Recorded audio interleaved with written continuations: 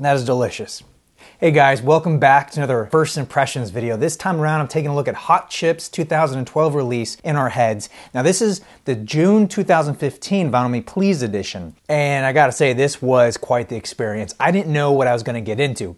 To be honest, I don't know a lot about Hot Chip. I knew a few of their songs, a couple of their music videos before getting into this album. I knew they kind of had like a poppy dance vibe, but that was it. It was a surprise to me. Yes, it's got that dance pop disco sort of carefree layer, but then underneath, lyrically, they're talking about some heavy things. Longing, loss. Yeah, some tracks are a little bit happy-go-lucky, but there's a good mix in there. It's not just hitting you at one level, it's hitting you at a couple different levels, which I really enjoyed. That being said, I didn't like every song on this album. There were a few that I felt were a little too repetitive and they didn't really go anywhere, and one in particular is, see if I can remember, I think it was the last song on side B, Night and Day. I think that was the song that just didn't resonate with me. But you know, that could be one of those things that later on, as I listen to this album again, I might learn to like it. I don't know. Another thing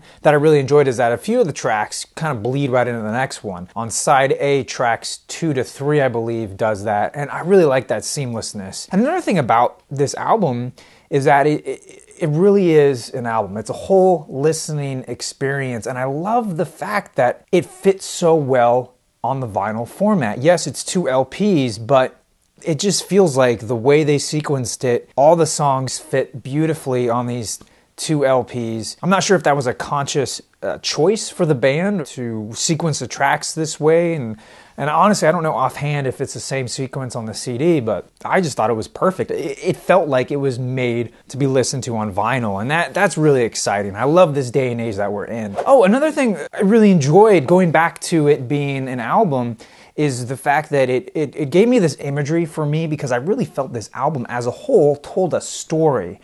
Bear with me with this. To me, the feeling of the record starts off like you're getting ready to go out on town, right? You're waiting for your crew to show up, you're taking some selfies in the mirror, you're looking sharp, you got the cologne, smelling fly, right? Your friends show up and you guys get in the car and it's like everybody's in a good mood. You hit the club, the bar, whatever, and you're having a good time. The record progresses, and then maybe you see someone you fancy and you go after them, but they're not feeling it, so you go after somebody else, and the record keeps going, and by the end of the night, you guys all reconnect. You're back in the car, you're driving, maybe you hit up a diner, you're recalling just the funny stuff that happens, and as the record ends, it reminds me of those times when you're in a car with a bunch of people.